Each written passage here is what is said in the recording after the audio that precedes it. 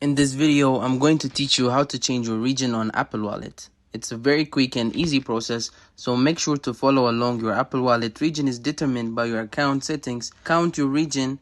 So what you have to do is open up the setting app on your iPhone, and at the top, tap on your name or your picture. You'll be redirected to your Apple ID page where you can select media and purchases as highlighted over here. When you tap media and purchases, you'll be able to tap view account, and there might be a request for you to sign in.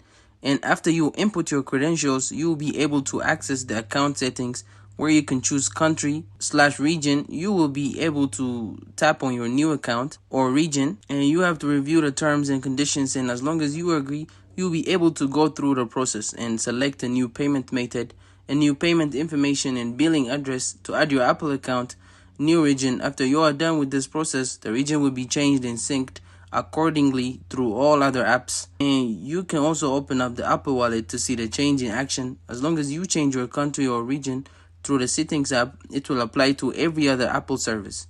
I hope I was able to help you on how to change region in your Apple Wallet. If this video helped, please be sure to leave a like and subscribe for more quick and easy tips. Thank you for watching.